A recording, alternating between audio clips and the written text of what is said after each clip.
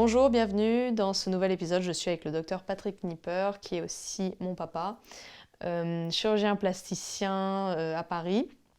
Tu partages ton activité entre l'hôpital et une profession libérale, donc en privé. Et toi, particulièrement, tu t'es aussi lancé dans l'humanitaire il y a 20-30 ans à peu près. Oui, tout à fait. On ne se lance pas dans l'humanitaire. On a une Ah, appétence, c'est-à-dire qu'on sait que on aime la chirurgie, on aime voyager, on adore bouger, on adore faire des expériences internationales. mhm. Et donc petit à petit, on s'oriente et on accepte toutes les propositions. Moi, Ok, mon premier ouais. stage à Paris, quand j'étais en urologie, et que mon premier stage, le patron est parti faire une mission au Congo. Donc, je peux dire que c'était ma vraiment première mission. Je suis parti. Je suis parti parce que j'aime mon métier, mais surtout j'aime aussi voyager et la découverte, etc. Donc, Oui, petit à bien sûr. petit, tu fais des stages comme ça. Mhm. Donc, je suis parti en mission. Alors là, c'est une mission où j'étais simplement à être opératoire, hein. Je coupais les fils, je portais les valises, etc. Mais voilà. Après, c'est aussi de l'ordre de l'inconscient, quoi. Bon, pourquoi on aime partir, pourquoi on aime voyager, ça c'est difficile c'est difficile d'y répondre, mais on commence à faire des missions, puis après très vite, on accepte, c'est un peu le hasard, on accepte au gré des rencontres, on accepte des missions, on accepte de partir à l'étranger, et puis voilà. Ensuite, j'ai commencé à faire des missions quand j'étais à la fin de mon internat dans les Caraïbes, avec Médecins du Monde et un chirurgien qui était génial. Et je partais avec lui dans les îles des Caraïbes pour faire des consultations, des interventions, etc. Et ensuite, quand je suis revenu sur Paris, j'ai affiné les choses. Et dès que j'ai pu, pendant mon clinica, rencontrer une ONG qui s'appelle Interplast France, donc là, je suis rentré et j'ai commencé vraiment à faire des missions. Mes premières missions, c'était au Nigeria, etc. Donc ça se fait progressivement, petit à petit. Et puis, au gré des rencontres et au gré des missions, on renforce son expérience et puis voilà, on progresse. Ouais, bien sûr. Ce qui s'est enchaîné sur 20 ans d'humanitaire après. Ben, moi, mes premières missions, c'est ça, c'était en 96, 17, par là à peu près, comme ça, à vue de nez. Donc Interplaste France a 30 ans d'existence, c'est 93-2023. Et moi, je suis rentré effectivement vers 96, 17, un truc comme ça. Mes premières missions étaient au Nigeria et je suis président depuis 2003. Depuis 2003, je suis président, donc ça fait 20 ans aujourd'hui avec 2003-2023. Et donc moi, à titre personnel, c'est vraiment 25 années effectivement de mission. Mhm. Euh, Ça passe vite. Ça passe vite, mais c'est quand même long. C'est long, 25 ans, c'est c'est 65 missions à titre personnel. 65. 65 C'est énorme. missions, mais des vraies missions chirurgicales, hein, parce que Mm. il faut toujours bien le préciser. Dans notre milieu, on se connaît et on fait la différence entre mission et mission, parce qu'il y a des gens qui parlent de mission, c'est simplement 3 jours à l'hôtel ou une journée de tourisme dans un service, etc. Moi, quand je dis 65 missions, c'est 65 missions de chirurgie, c'est-à-dire consultation, intervention, etc. C'est des vraies missions et donc effectivement, à la fois ça passe vite, à la fois c'est long et à la fois ça fait beaucoup d'interventions chirurgicales, hein, évidemment.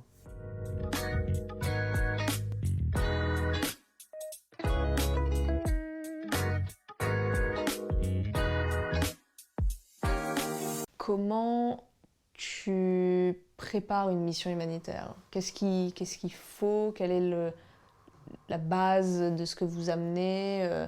Bah, une mission chirurgicale dite humanitaire, parce qu'en fait, j'ai jamais aimé le mot humanitaire. Euh, le mot humanitaire a un avantage, c'est que c'est très bien sur le plan marketing. En un mot, ça résume les choses. Les gens savent de quoi tu parles. Sur le plan symbolique, c'est très clair. En pratique, humanitaire, ça veut dire faire de la chirurgie avec humanité.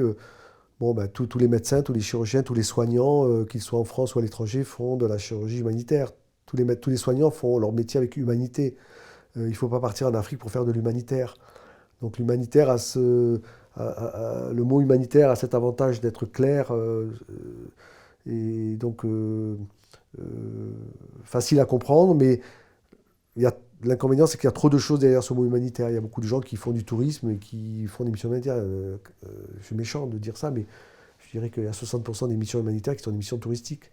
Les gens se baladent, ils font un peu de consultation, des choses comme ça, mais bon. Et puis il ne faut pas partir très loin pour faire de l'humanitaire. Il y a des gens qui partent en mission pour faire des missions, mais qui ne sont pas capables de s'occuper de la grand-mère sur leur palier ou qui ne sont pas capables au sein de leur propre environnement d'avoir des comportements très humains. Non, moi je parle plutôt de chirurgie réparatrice en situation précaire, parce que j'ai été formé à faire de la chirurgie plastique dans les centres hospitaliers universitaires, dans de bonnes conditions. Et finalement, quand on part en mission, on est dans des conditions difficiles, dans des conditions précaires. Donc je préfère parler de chirurgie réparatrice en situation précaire. Donc organiser une mission de chirurgie réparatrice dans les pays en voie de développement, ben, ça commence déjà par une demande. Ce sont les gens qui sont sur place qui te demandent de venir, qui, par exemple, tu identifies un endroit, c'est au gré des rencontres qu'il y a des gens, des médecins sur place qui ont identifié beaucoup de cas et qui te demandent de venir, qui te disent, voilà, Patrick, dans ma région, dans mon hôpital ou dans le dispensaire où je suis, il y a beaucoup de cas de brûlés, de noma, etc., de fente labiale. Donc c'est les gens qui te demandent de venir. Et une fois qu'ils te le demandent, ben, toi, tu organises la mission. Alors au début, quand tu es dans une ONG, c'est facile parce que c'est l'ONG qui s'en occupe. Toi, tu viens simplement comme chirurgien, tu arrives avec ton passeport et tu viens opérer. Et donc, petit à petit, et moi, en l'occurrence, depuis 2003, je suis président d'Interplast France. Donc, le rôle du président, c'est d'organiser les missions. Ouais. Donc, tu organises la mission, tu organises tout le côté administratif, les invitations, et puis tu montes une équipe, et puis tu trouves le matériel et tu pars en mission.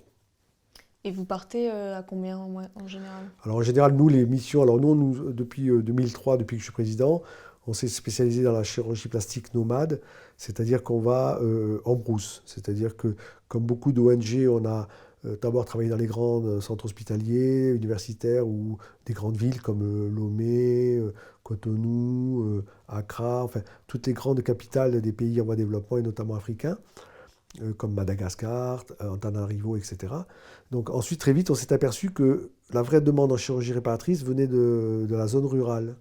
Parce que c'est en zone rurale où il y a beaucoup de séquelles d'accidents, de brûlures, de malformations congénitales. Et c'est en brousse que les gens ne sont pas du tout opérés parce qu'il n'y a pas du tout de médecins. Donc très vite, on s'est aperçu que la vraie demande venait de la zone rurale, de la brousse. Donc moi, depuis que je suis président, j'ai orienté les choses vers la chirurgie plastique nomade. C'est-à-dire que on a inversé le processus et plutôt que d'attendre que les gens viennent dans les capitales, on est allé directement en zone rurale. Donc les missions sont au minimum de 4 personnes. Il faut un anesthésiste, un chirurgien et 2 infirmières de bloc opératoire. Une qui va organiser le bloc et l'autre qui va t'aider, qui va servir d'aide opératoire. Donc le minimum pour les missions en brousse, c'est de 4 personnes. Ok. Est-ce que tu peux compter sur l'aide des gens sur place aussi Alors quand on fait des missions en zone rurale, dans les dispensaires, dans les cases de santé, etc., généralement on est toujours accueilli par au moins un infirmier local qui s'occupe du dispensaire. Et généralement, il y a toujours des infirmières ou parfois un médecin local également qui peut nous aider pour faire de l'aide opératoire. Mais on s'est aperçu avec l'expérience que le plus simple parfois, c'est d'être autonome. Autonome, c'est-à-dire qu'on arrive avec tout le matériel, on voyage avec à peu près 250 kg de matériel dans des valises spéciales pour être vraiment autonome, c'est-à-dire de la première compresse jusqu'au dernier pansement, on apporte tout. Tout le matériel médical, les consommables. L'anesthésiste vient avec tous ses produits pour endormir et moi je viens avec toutes mes boîtes de chirurgie. On voyage même avec un stérilisateur pour pouvoir faire la stérilisation. Donc on est vraiment autonome. Et effectivement, au début, on comptait beaucoup sur le personnel local pour nous aider. Alors quand il est là, tant mieux. Le problème qu'on a souvent, c'est qu'on ne connaît pas le niveau de formation des médecins ou des infirmiers locaux. Donc parfois, ils se débrouillent bien localement, mais ils n'ont pas tous les critères de stérilisation que nous. Donc, et se faire aider par quelqu'un qui n'a jamais mis des gants ou qui ne sait pas vraiment faire de l'aide opératoire chirurgicale, ça complique, ce sont des fautes d'asepsie, etc. Donc il vaut mieux venir avec quelqu'un qui est bien formé, on gagne du temps. Et ça nous permet surtout aussi de faire de la formation. Mhm. Parce que quand on va dans ce genre de mission, eh bien, l'activité première, c'est d'opérer le maximum d'enfants pendant l'intervention, mais c'est aussi de former le personnel qui est sur place. Donc plutôt que de les traumatiser en leur faisant mettre des gants, en se faisant habiller parce qu'ils sont stressés, ils ne savent pas très bien faire, on va les former à l'hygiène, au pansement, voire à des petits gestes de chirurgie. Mais pour répondre à ta question, on essaie d'être autonome. Ok, oui, j'imagine bien. Les seuls besoins que l'on ait, quand on va dans un village, par exemple, on identifie un dispensaire, les seuls besoins qu'on demande au médecin local ou aux gens qui vont nous recevoir, c'est d'abord les autorisations pour travailler, parce que c'est important d'être dans les règles. Donc on a les autorisations, les invitations, et sur le plan pratique, on leur demande trois choses. Premièrement, de trouver un village où il y a un puits. On se met dans un dispensaire où il y a un puits pour avoir de l'eau. L'eau, c'est pour nettoyer les patients, pour le matériel, etc. Et puis pour vivre, hein.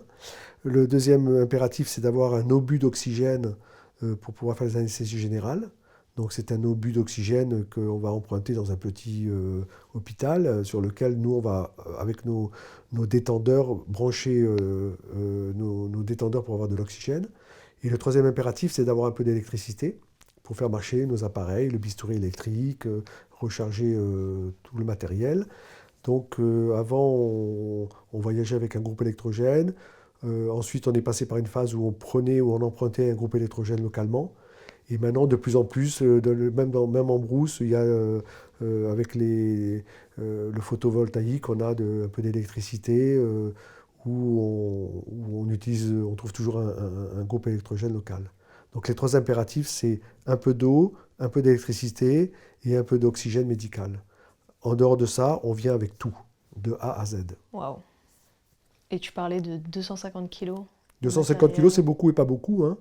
250 kilos, quand on voyage avec Air France, on a Ouais, des bagages de 2 fois 23 kilos. oui. Donc, disons que voilà, c'est 50 kilos, on est 4. Enfin bon, Ouais, ouais. Mais tu disais que tu emmenais ton matériel de chirurgie, donc tes oui, instruments. oui, Comment ça se passe pour passer la la douane. douane? Ouais. Alors, pour passer la douane, c'est toujours un problème parce que on a toujours des problèmes de papier qui sous-tendent souvent le bon vouloir du douanier. Voilà. Ça peut se passer très bien, comme ça peut Mm. se passer un peu moins bien. Le message, c'est que il faut peut-être aider le douanier, arrondir quelques frais, etc. Donc ça peut être très problématique. Mais nous, on a un peu l'expérience avec le temps et on sait que c'est un problème délicat, le passage de la douane. On essaie de venir avec le maximum d'autorisation et de papier, surtout pour les problèmes, pour les produits anesthésiques qui nécessitent une autorisation. En revanche, tout le matériel, ce sont des boîtes de chirurgie, des boîtes usagées, etc. Donc après, c'est au bon vouloir du douanier. Mais on n'a pas besoin d'autorisation spéciale pour rentrer avec une boîte de chirurgie. Ouais. Parce qu'un touriste qui rentre avec un appareil de photo, il prend des photos, son appareil de photo Mm. va coûter 4-5 000 euros. À Ouais. la limite, mes boîtes de chirurgie, ça coûte moins cher. Donc ce sont des boîtes usagées, c'est du matériel Mm. qu'on utilise, c'est du matériel personnel qu'on utilise. Mhm. Donc on n'a pas besoin de faire des déclarations particulières. En revanche, c'est vrai que le passage de la douane est un moment délicat pour nous, qui est souvent sujet à négociation, je dirais, avec les douaniers. En fonction des pays, ça peut être plus ou moins facile. Ouais.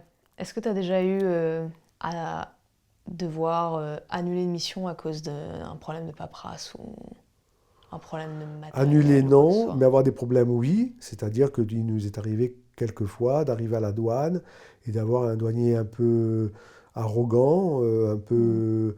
un peu compréhensif, qui va nous bloquer le matériel. Et donc, il faut qu'on fasse intervenir nos relations, il faut que le lendemain on revienne pour rechercher le matériel, etc. Et ça vous fait Euh, perdre du Ça nous fait temps, perdre un du temps, jour de de... l'argent, Ouais. etc. Mais ça, même si on joue sur la carte sensible au niveau des douaniers en leur disant, écoutez, on vient opérer des enfants qui sont de votre pays, etc. Eux, généralement, ils n'en ont rien à faire. S'ils veulent Ouais. Mm. certaines choses, obtenir certaines choses de notre part, eh ben, ils l'obtiennent. Donc on nous fait intervenir à ce moment-là, mais c'est dommage parce que souvent on perd du temps. Ouais, c'est ça, ça vous fait Ça perdre nous du fait temps. perdre du temps, etc., bien sûr. Ouais. Et quels sont les pays d'Afrique dans lesquels tu es le plus allé? Après, sur 25 ans, c'est sûr que ça a évolué. Par exemple, je sais qu'il y a des pays comme le Niger, Nigeria, tout ça, où tu ne peux plus aller maintenant, Oui, à cause du terrorisme alors, et de la ça dépend, sécurité, voilà, mais... ça dépend des périodes, de l'évolution géopolitique locale et des évolutions. Mais on a beaucoup fait l'Afrique de l'Ouest, hein. Donc on a fait Ouais. le Ghana, le Bénin, le Niger, le Nigeria, le Togo, le Cameroun. On a fait beaucoup de pays d'Afrique de l'Ouest. On a fait Madagascar. On a fait beaucoup. Alors, au début, Interplace de France allait beaucoup aussi en Asie. Donc ça, les pays, on y va en fonction des conflits géopolitiques. Maintenant, effectivement, on ne peut plus aller au Mali, on ne peut plus aller au Nigeria, Ouais. le Niger non plus. Maintenant, même le nord du Bénin et du Togo, on ne peut plus y aller. Mm. Donc on s'adapte en fonction de la sécurité. Et puis après, il y a des nouveaux terrains d'action sur lesquels on va. C'est des terrains d'action un peu plus difficiles, comme la Cisjordanie, Gaza. Plus récemment, ça a été l'Arménie, le Haut-Karabakh, avec les terrains de guerre, etc., voire l'Ukraine. Mhm. Donc, on a évolué des missions un peu de l'Afrique de l'Ouest, de chirurgie réparatrice. On est toujours dans des zones un petit peu difficiles quand même, hein. Parce que, par exemple, la Oui, Casamance, il y a des conflits locaux. le On va pas Casamance, parce qu'on donc va pas, sud du Sénégal. par définition, on ne va pas dans les zones touristiques. Les Bah zones oui, bien sûr. touristiques où il y a des petits hôpitaux, où il y a des touristes, il y a suffisamment de médecins et il n'y a pas trop de missions humanitaires. Nous, par Mhm. définition, on va dans les zones qui sont sous-développées et qui sont sous-équipées en santé, qui sont des vrais déserts médicaux, des vrais déserts médicaux. Donc des zones peu attrayantes, peu touristiques. Par définition, c'est là où il n'y a rien et c'est là où nous on va parce que la population est vraiment abandonnée. Ouais, bien sûr. Quel est le plus reculé, l'endroit le plus loin, qui t'a paru le plus loin par rapport au voyage, je veux dire? Les voyages, le plus loin, c'est souvent l'Afrique de l'Ouest. Nous, souvent, on va au fin fond au bout des pays, hein. Quand tu es au fin fond de la Casamance, sur la frontière malienne, c'est de Dakar, c'est 14 heures de taxico. Taxi collectif, c'est 14 heures pour aller jusqu'au fin fond de la Casamance. Donc tu es au bout du monde. À Madagascar aussi. À Madagascar, quand on va dans le nord de Madagascar, vers Marvoy, etc., ce sont des zones où on fait pareil, on fait 12 heures de taxico pour aller dans un petit bled. Et du petit bled, on prend un bateau sur un fleuve pendant encore une journée pour aller dans des endroits où il n'y a rien, il n'y a pas de route, il n'y a rien. La vie se fait qu'en charrette. Donc Waouh. on se dit toujours, ces gens-là, quand ils ont un problème médical, ils meurent. Ils meurent parce que Mm. les endroits où on va, on parle pas ces endroits où il n'y a pas de route. Quand tu vas sur la côte est de Madagascar, sur le canal des Pangalan, quand tu vas travailler dans le sud, on parle en pirogue, en journée de pirogue. C'est 3 journées de pirogue. Donc les gens, quand ils ont un problème médical, ils meurent ou ils survivent, mais on parle pas, il n'y a pas de route. C'est des endroits du monde où l'accès se fait par le fleuve seulement, voire par Ouais. l'avion. Il nous est même arrivé d'aller dans le sud du Madagascar, dans des régions où c'est 4 jours de 4x4, dans des routes cassées. Donc 4 jours, c'est trop long pour nous. Donc on y Ouais. va en petit coucou. On prend des petits avions tout légers qui nous déposent. Et c'est le bout du monde. Ouais. Qu'est-ce que ça fait d'être là-bas? Je veux dire, de rencontrer des gens de là-bas qui peut-être eux aussi, et qui pas peut-être, mais qui eux aussi ont fait des jours de voyage pour Ah venir non, vous non, non. voir. Les endroits où on va, parfois les gens n'ont jamais bougé. Ah ben, Mais tu oui, mais rigoles. ça t'est arrivé aussi, tu m'as raconté des histoires où des gens ont fait un jour de mobilette ou 2 jours Oui, pour venir parce qu'ils savent ah, que bien vous sûr, venez. eh ben, ils vivent dans leur pays. Par exemple, quand tu vas à Madagascar, dans le sud de Ouais, Madagascar, il y a des gens qui, effectivement, mais il y a aussi beaucoup de populations qu'on rencontre qui n'ont jamais bougé. Ils ne peuvent bah oui, pas. Tu évidemment. as, des petits, Mm. t'as des enfants ou tu as des adolescents qui vivent dans un village au fin fond de Madagascar. Ils ont même pas l'argent pour payer la pirogue, pour faire 3 jours de pirogue. Mm. Donc, ils ne connaissent rien d'autre que leur village, que le bord de mer ou leur rivière. Ouais, On va dans des endroits où les gens n'ont jamais vu parfois de blanc. Alors maintenant, avec la mondialisation, les satellites, etc., ils arrivent à avoir pas des télés, mais ils ont des supports numériques, etc. Ils peuvent quand même recevoir des messages radio, etc. Mais ils n'ont jamais été dans la capitale, par exemple, ou la ville, bien sûr. ouais, Bien sûr. Ils n'ont jamais vu la mer, ils n'ont jamais vu le... ouais. Donc vraiment, nous, on va dans des endroits où... qu'est-ce que ça fait? Pour nous, c'est l'aventure. C'est pour ça qu'on fait ça. On fait ça parce qu'on aime aussi, hein. Bien sûr, bien sûr. La première motivation des missions, c'est notre plaisir. Les gens disent, on dit, ah, c'est génial, vous rendez service, etc. Oui, mais on se rend avant tout service. Le premier plaisir qu'on fait, c'est on se fait plaisir à nous-mêmes. On le fait parce qu'on aime. Oui. Tu vois, moi, l'humanitaire Mhm. flagellation, ça m'emmerde. Les gens qui vont en mission et qui disent, qui veulent refaire le monde, etc., qui passent leur temps dans les hôtels 4 étoiles à picoler et à refaire le monde et à se plaindre du misère. Tu vois, Mhm. ça, c'est l'humanitaire flagellation que, non, moi, je le dis, le premier plaisir, c'est pourquoi tu pars? Parce que tu aimes. Ouais. Donc moi j'aime partir, j'adore l'aventure, j'adore rencontrer, etc. Et puis après, il y a un plaisir fou que l'on découvre, c'est-à-dire que en faisant notre métier, on sauve la vie des gens, on transforme la vie des... C'est extraordinaire, et surtout la chirurgie réparatrice. Tu as un enfant qui est brûlé, qui a un bras qui est bloqué, tu l'opères pendant 1 heure, tu lui débloques le bras, et c'est quelqu'un qui va pouvoir retravailler, revivre, etc., fonder une famille, c'est un bonheur absolu. Une petite fille qui a une fente labiale, qui a un bec de lièvre, ce qu'on appelle un bec de lièvre, et qui, dans son pays, va être maltraitée, violée, transformée en enfant esclave, etc. Bon, Mhm. ben, toi, tu arrives, 1 heure d'opération, tu l'opères, tu la transformes et tu lui donnes un visage normal. Eh bien, c'est un pouvoir, tu retrouves le pouvoir de la médecine et de la chirurgie qui est extraordinaire. C'est, Ouais. c'est un- Donc ça, c'est un peu égoïste parce que c'est un vrai plaisir personnel. Et puis après, tu vois vraiment que ton métier est hyper efficace. Mais le premier plaisir qu'on a pour partir, c'est pas d'aller sauver le monde, c'est de se faire plaisir soi-même parce qu'on adore ça. Mais c'est justement pour ça qu'on est efficace. Ouais. Parce que pour donner du bonheur, il faut d'abord être heureux. Tu vois, Mhm.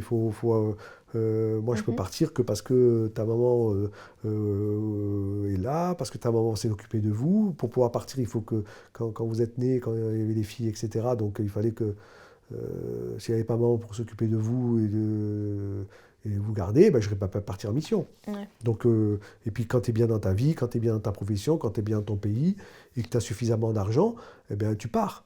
Si j'étais Ouais. smicard et si je gagnais 1 200 € par mois et si j'étais, Mhm. ben, je ne sais pas si j'aurais pu partir, parce que partir, ça coûte beaucoup d'argent. Bah oui. Les- Combien une mission Ben, classique coûte? une mission, nous, on est des broussards, nous, on fait des missions pas chères, nous, c'est des missions qui coûtent 10 000 €, mais on trouve des fonds, on paye notre billet d'avion, etc.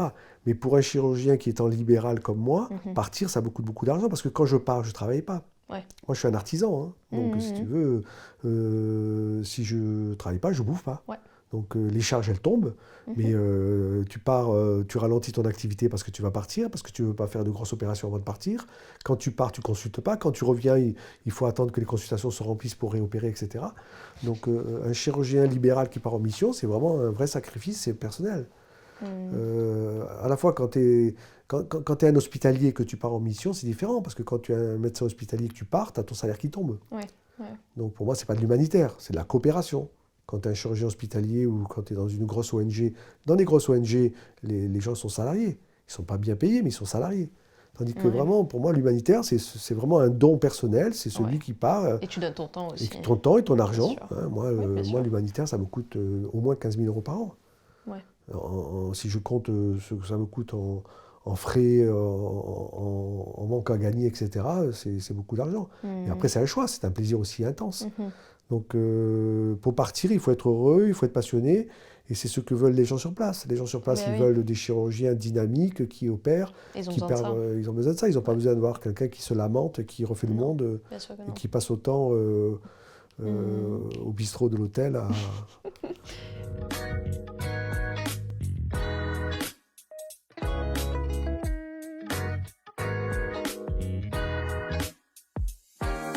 Et en- justement, tu parlais des populations sur place. Comment la population en général, j'imagine que ça doit bien évidemment différer en fonction de où, comment, etc., les cultures et l'histoire qu'il y a dans leur pays, etc.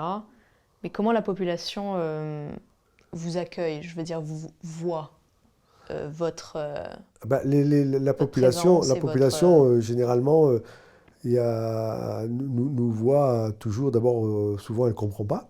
Elle comprend pas parce que parfois, quand tu es au fin fond d'une zone rurale dans un dispensaire, ils voient des blancs arriver avec tout ce matériel sophistiqué, on est déguisé avec des tenues bizarres, etc. D'abord, ils ne comprennent pas. Bon, ensuite, très vite, les enfants, ils ont peur. les enfants, on leur fait mal, parce que les enfants, ils sont là, ils ne font rien, puis tout d'un coup, alors les mamans nous adorent, parce que les enfants, ils nous aiment pas, hein, très vite, ils nous aiment pas, parce qu'on leur fait mal. Ouais. Même si on prend toutes les précautions d'anesthésie, etc., une opération, et puis Ouais. ça peut être un peu douloureux. Et puis pour eux, c'est l'incompréhension. Ils voient des déguisements nouveaux, ils voient des trucs nouveaux, etc. Parfois, au début, c'est un peu l'incompréhension. Ils se disent, qu'est-ce qu'ils font ces blancs-là? Qu'est-ce qu'ils font? Après, très vite, alors au début, c'est un petit peu, il y a un peu de suspicion, on nous regarde, on nous observe, etc. Et puis très vite, ben, ils voient les premiers résultats, les premiers patients sont opérés, ils disent, eh ben non, ça fait pas mal, et puis ils voient le résultat. Parce que nous, en plus, on a l'avantage d'avoir une chirurgie qui est visuelle. Ouais. Quand tu as un enfant qui a une fente labiale, qui a un bec de lièvre, Mhm. avant, après, dès le soir même, on leur fait des pansements transparents justement pour que les mamans voient que la lèvre a été refaite. Dès le lendemain, dès le soir même, ils commencent à téter, et le lendemain, ils voient le résultat. Donc très vite, c'est une chirurgie qui a un visage, qui est visible. Donc on voit le résultat tout de suite. Un enfant qui a un bras bloqué par une séquelle de brûlure, il a le bras bloqué, et dès le lendemain, il bouge son bras. Donc le résultat est très visible, donc très vite, l'information passe. Et très vite, au bout de quelques jours, les gens viennent de plus en plus, ce qui fait que quand on finit la mission, généralement, il y a 4 fois plus de patients à opérer. Donc ça prend toujours du Ouais. temps, mais les gens sont toujours ravis. En plus, c'est gratuit. Alors le gratuit, parfois, c'est un peu suspicieux pour eux, parce que dans la culture africaine, le gratuit, ils ne comprennent pas, ils se disent pourquoi c'est gratuit. Ils n'arrivent pas à comprendre comment un blanc peut venir quitter sa famille et travailler là. Ils pensent qu'on est payé, souvent ils pensent qu'on est payé. Ils ne pensent pas qu'on fasse ça gratuitement. Ils pensent qu'on est payé, donc il y a un peu de suspicion, il faut leur expliquer. Mais les mamans sont ravies, Et les gens, quand on part, et puis souvent d'ailleurs, on nous demande quand est-ce que vous revenez, quoi. Ouais. Et c'est comme ça que parfois tu repars Ah ben bien dans sûr. les Donc endroits, bien sûr. quand tout se Ayant passe déjà bien, les contacts, quand etc. tout se sur passe place. bien, que les suites opératoires sont simples Mhm. et que les résultats sont hyper positifs, les gens, pour eux, tu imagines, c'est un bénéfice total. C'est un Bien bénéfice sûr. total. Parce que Mhm. même en Afrique, tout se paye. Et donc, les opérations que l'on fait, même s'ils vont à l'hôpital, alors, nous, on fait de la chirurgie qu'ils ne font pas là-bas, hein. La chirurgie réparatrice, la chirurgie plastique, ils ne la connaissent pas. C'est pour ça qu'on l'a fait.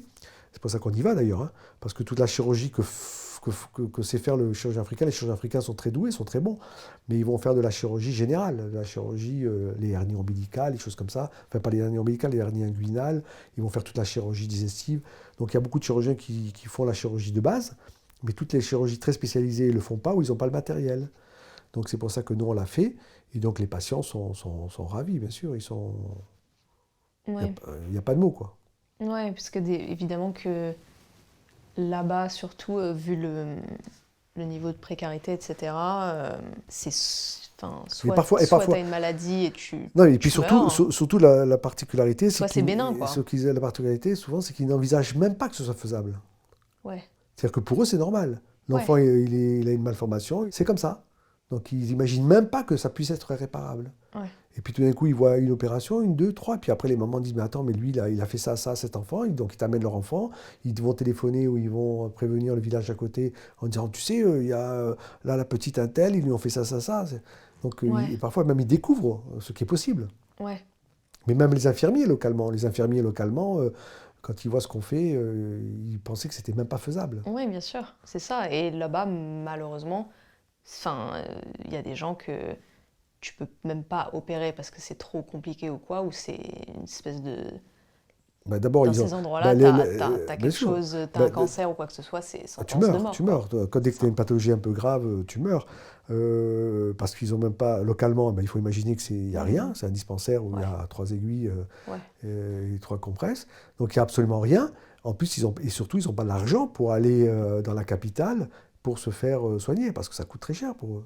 D'abord, il faut y aller, après, il faut opérer, il faut payer le chirurgien, l'hôpital, etc. Donc, ah oui, la France, les Français ont de la chance, hein. Et après, dans tout ce qui est plus, on va dire, visuel, par exemple les fentes labiales ou les lipomes aussi. D'ailleurs, est-ce que tu peux expliquer ce que c'est un lipome, juste parce que je préfère Un ne pas le dire lipome, moi-même. c'est une grosse boule de graisse. Donc les petites boules de graisse, les petits lipomes, on les opère pas parce que ça n'a pas de retentissement, ça n'a aucun intérêt. Mhm. Les gros lipomes qui sont invalidants, qui font une grosse boule sur la tête ou sur le corps, etc., qui peuvent gêner l'habillement et qui sont visibles parfois, ceux-là, on les opère. Donc ça, c'est pas compliqué pour nous, hein, ces opérations. On enlève ces grosses tumeurs de graisse. Donc ce n'est pas des cancers au sens propre du terme, donc on n'en meurt pas, mais le volume étant tellement important que ça va avoir une gêne fonctionnelle. Donc ce Ouais. sont des boules de graisse. Donc Mais ça, ça, par exemple, c'est typiquement le genre d'opération que tu vas avoir des lipomes là-bas, par exemple, que jamais on va voir en Europe parce que les gens auront été pris bien plus tôt ici pour se faire opérer. Oui, Et alors le lipome, un chirurgien ouais, africain peut l'opérer, bien sûr. ouais, Il peut l'opérer, mais pour eux, c'est trop cher. Donc là, oui, l'argument pour c'est les ça. patients qui sont en zone rurale, en brousse, c'est de l'argent. C'est Mm. simplement l'argent. C'est-à-dire qu'ils Ouais, vont. Nous, on est sur place et on les opère gratuitement. Donc, ils vont se faire opérer. Mais un ouais. chirurgien africain peut opérer un lipome, bien Oui, sûr. oui, Bien sûr, oui, oui, oui. il sait faire ce type de chirurgie. C'est ça, Donc les gens n'ont le juste pas lipome, c'est un peu le... particulier parce qu'on Mm. les opère vraiment parce que c'est nécessaire et c'est vraiment un bénéfice pour le patient. Parce que le lipome, si tu veux, pour nous, c'est pas grave, mais pour eux, c'est important. Parce que quand tu as une Ouais. grosse tumeur, une grosse boule de graisse sur le visage ou sur le corps qui se voit, pour le patient, c'est important parce que ça fait malformation. Donc, tu vois, Mm. l'image du lipome est maléfique. C'est-à-dire que Ouais. pour l'Africain qui vit en zone rurale, c'est comme si on lui avait jeté un sort, tu vois. C'est une malformation, donc pourquoi il a ça? Donc, ça a une Mm. connotation un peu invisible, très particulière. Donc, c'est mal vécu. C'est mal accepté par le reste de la population. Tout Mm. ce qui est malformation est très mal accepté. Donc, on les opère. Pour le patient, c'est un vrai bénéfice parce que pour nous, on le fait souvent sous anesthésie locale. Donc, ça coûte pas cher, c'est rapide, les complications sont minimes et c'est pas très douloureux. Donc, il y a un vrai bénéfice pour le patient sur le plan social. Sur le plan médical, ça n'a pas beaucoup d'intérêt parce qu'on ne va pas lui sauver la vie. De toute façon, il peut vivre avec un lipome. Mhm. Mais ça a vraiment un vrai bénéfice social de lui enlever une tumeur sur le visage parce que bon, on traite un petit peu quelque chose qui a été qui est considéré comme quelque chose de maléfique, de mystique, etc. C'est Bon, ça. ça Mm. c'est. Mais sinon, les fentes labiales, les fentes labiales, effectivement, ils pensent même pas que ça peut être opérable. Ouais. Il reste. Et la particularité, c'est que en France, on voit plus de fente labiale chez l'adulte. C'est-à-dire que nous, quand un enfant a une fente labiale, on l'opère dès qu'il est petit. Donc, on ne voit pas d'adultes avec des fentes labiales. Ben, maintenant, nous, dans toutes nos missions, nous, on a une grosse expérience de fente labiale chez l'adulte. C'est-à-dire qu'on voit des adultes qui ont des fentes. Donc, les chirurgiens en France ne savent plus faire de fente labiale chez l'adulte parce qu'on n'en voit qu'en Afrique.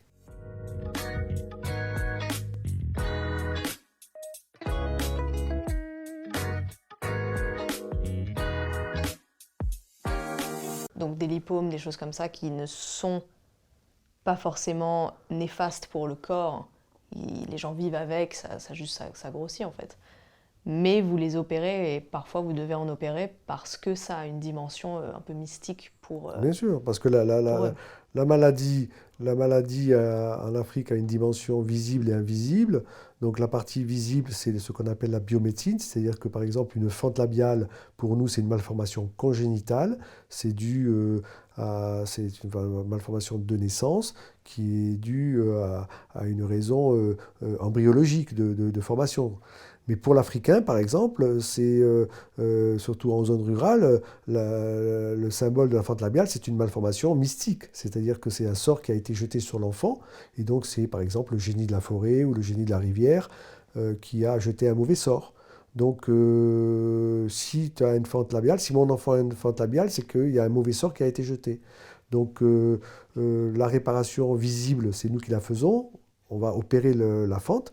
Mais pour opérer l'invisible, c'est-à-dire pour corriger le désordre, il va falloir faire appel aux médecins traditionnels. C'est pour ça qu'on travaille, nous, en mission avec les médecins traditionnels. Et le médecin traditionnel, lui, va pouvoir réparer le désordre mystique autour de la fente labiale. Il va expliquer à la famille que c'est un sort qui a été jeté, il va falloir corriger le sort, donc tu vas faire une cérémonie diagnostique, etc.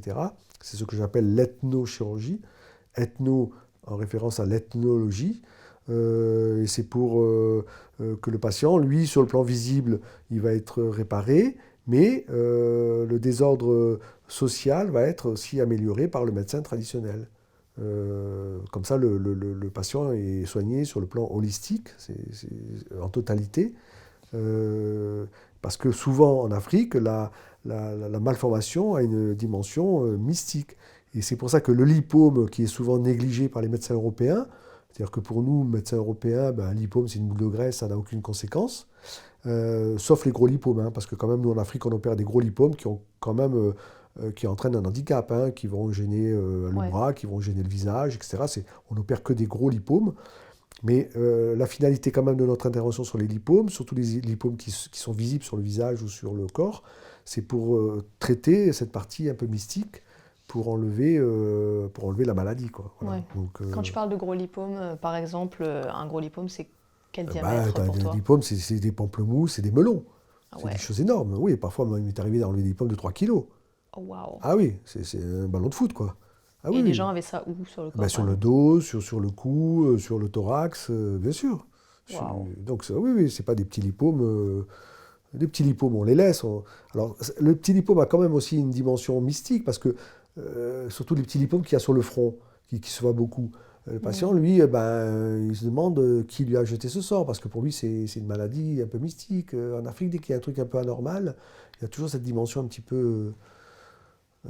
peu mystique. Donc, le patient africain, il est comme le patient français, il comprend que c'est une boule, il comprend que c'est une Hmm. boule de graisse, il comprend que c'est pas grave. Tout ça, il le comprend Oui. et il comprend que par la chirurgie, on peut l'enlever. Ça, il comprend et il admet. Mais lui, sa vraie interrogation, c'est pourquoi lui, il a ça. Et il croit que c'est Hmm. quelqu'un qui lui a envoyé un sort. Donc, pour le traiter, il faut le traiter il faut traiter également la partie mystique. Donc, il faut effectivement lui expliquer que ce sort a été réparé ou pas. Voilà, donc ça, c'est le médecin traditionnel qui lui explique les choses et qui fait de la médecine traditionnelle. Ouais. Voilà, donc on n'y croit pas, mais au moins le patient est réparé en totalité. Et vous avez, avec Interplace France, dû coopérer un peu avec des médecins Ah ben traditionnels tout à sur fait, place? c'est-à-dire que nous, très vite, depuis le début, depuis donc une vingtaine d'années, et depuis qu'on va opérer en brousse, on s'est très vite aperçu que au cours des missions, ce qu'on faisait comme chirurgie était utile, mais pas suffisante. On s'est très vite aperçu qu'il y avait cette dimension mystique à la maladie. Donc on a appris que la médecine, enfin, on a appris que la maladie avait une dimension différente, visible et invisible. Et donc c'est pour ça que bon, j'ai beaucoup lu d'ethnologie, etc. J'ai beaucoup approfondi cette dimension un peu mystique pour essayer de comprendre comment était vue la maladie là-bas. Et ça nous a permis progressivement de travailler avec les médecins traditionnels pour les intégrer avec nous dans le traitement. Parce qu'au début, on s'exclut mutuellement. Le médecin traditionnel, lui, il nous refuse, il nous aime pas, et nous, on le prend pour un charlatan. Parce que Hmm. l'image que l'on a, nous, du médecin traditionnel, c'est l'Africain qui est à la sortie du métro et qui vend des petits prospectus en disant je vais faire revenir ta femme, je vais te donner Ouais. l'amour, etc. Mhm. Qui a cette dimension un peu comique. Hmm. Donc c'est l'image qu'on a de la médecine traditionnelle, du marabout. Oui. Et en fait, c'est beaucoup plus sérieux que ça. La médecine traditionnelle a une vraie fonction sociale que l'on comprend ou pas. Alors évidemment, il y a toujours les 10% de bandits, hein, Oui. mais la majorité répond à des référents culturels locaux. Donc c'est une médecine traditionnelle qui a beaucoup de qualités, par exemple, hein, parce que dans la médecine traditionnelle, tu as par exemple les herboristes. Les herboristes, c'est ceux qui utilisent les plantes, etc. Et donc on a beaucoup appris des plantes en Afrique, etc. On a des médicaments d'ailleurs qui viennent de la pharmacopée africaine. Et après, toute cette partie un petit peu médecine traditionnelle nous a permis de comprendre un petit peu comment les Africains voyaient la maladie, comment ils l'interprétaient, et ça nous a permis de comprendre comment on pouvait guérir ou au moins améliorer le traitement des patients. Donc la partie visible, c'est nous, ça s'appelle la biomédecine, et la vision un peu invisible, eh bien, c'est le médecin traditionnel qui s'en occupe. C'est pour ça qu'on fait, quand on est au village, souvent des consultations avec le médecin traditionnel. On consulte ensemble, on échange nos expériences, etc. Et puis surtout, moi, ça me permet de communiquer avec eux, ça me permet d'apprendre, et puis ça me permet aussi de faire passer des messages. Tu vois, par Ouais. exemple, quand ils utilisent des traitements traditionnels, Mhm. par exemple sur les plaies, ils vont mettre, dans certains pays, ils vont mettre beaucoup de terre, de choses comme ça, d'écorce et de terre, ils vont faire des pansements un peu bizarres. Donc, c'est pas très bon pour le risque de tétanos, d'infection, etc. Hmm. Donc, au cours des missions, ça me permet d'échanger avec les médecins traditionnels et leur expliquer des traitements beaucoup plus simples, qui peuvent être beaucoup plus efficaces, etc. Ouais. Donc, Et ils t'écoutent en général? ben oui, mais ils m'écoutent parce que je leur augmente leur consultation. Parce qu'au début, le médecin traditionnel, il t'aime pas parce qu'il croit que tu lui piques tes patients. Ouais. Mais évidemment, lui, il est là Ah depuis oui. 20 ans, il dit à une petite fille, la fente labiale, je vais faire telle cérémonie, ça marche pas. Le blanc, il arrive, en 3 quarts d'heure, il répare la fente. Donc tu vois, il y a un côté un Ouais. peu... Donc nous, on est arrivés de manière très humble, en leur expliquant qu'on n'était pas des concurrents, qu'on faisait des choses différemment, qu'on avait une approche différente, Et puis surtout, moi, quand je vais dans les villages, je leur augmente la consultation. Parce que toutes les choses que je ne peux pas traiter avec la médecine moderne, je les envoie chez le tradipraticien. Ouais. Tu vois, par exemple, quand une grand-mère a de l'arthrose, je ne vais pas l'opérer, je ne peux pas la mettre sous Non. anti-inflammatoire, etc. Donc je l'envoie chez le tradipraticien qui va lui donner des traitements locaux, antidouleurs, etc. Donc comme il voit que on n'est pas concurrent et que sa consultation augmente, petit à petit, il dit, tiens, Patrick, ouais, il est correct, etc. Et donc petit à petit, on parle, on dialogue, il m'enseigne beaucoup de choses, etc. Donc tout ce que je sais, moi, de l'ethnologie, c'est à travers l'enseignement des tradipraticiens, etc. Et c'est pour ça que ça m'a permis de développer le concept d'ethnochirurgie, où j'ai adapté la chirurgie à l'ethnologie, c'est-à-dire que j'ai adapté la chirurgie, le geste chirurgical en fonction de l'environnement dans lequel on était. Et l'environnement, c'est l'endroit où tu vas opérer, la précarité de l'endroit où tu vas opérer, mais c'est aussi l'environnement social, religieux. C'est l'environnement... donc tu n'opères pas les gens, tu n'opères pas un berger peul comme tu opères un bourgeois de Dakar. Ouais. Parce que le référent culturel n'est pas le même. Donc récemment, tu continues à partir en mission un peu moins quand même, depuis quelques temps. Mais tu continues à partir tant que tu peux, surtout au Sénégal en ce moment. Oui, non, là on a ralenti un peu les missions parce que aujourd'hui la géopolitique a changé. Ce sont surtout des terrains de conflit armé. Et comme tu le sais, c'est la guerre en Ukraine, c'est le Haut-Karabakh. Et donc les terrains de guerre sont un peu plus compliqués. Au début, on y a été dans l'urgence. Mais effectivement, après, ce sont des missions qui sont difficiles pour nous, civils. Ce sont des missions qui sont réservées aux militaires, trop dangereuses avec les bombardements, etc. Et puis surtout, en Afrique de l'Ouest, avec toute l'évolution également géopolitique, avec tous les pays dans lesquels on ne peut pas aller, ça devient de plus en plus dangereux. Il y a de plus en plus des mouvements d'indépendance, des changements de gouvernement. Et avec Al-Qaïda, avec tous les mouvements terroristes du nord du Sahel qui descendent de plus en plus sur l'Afrique de l'Ouest, ça devient de plus en plus compliqué, dangereux. Le banditisme, etc. Donc effectivement, on a diminué un peu le rythme des missions à cause de la géopolitique et de la dangerosité, et surtout parce qu'on trouve de moins en moins de gens qui veulent partir. Hein. Mais moi, je continue à partir, bien sûr.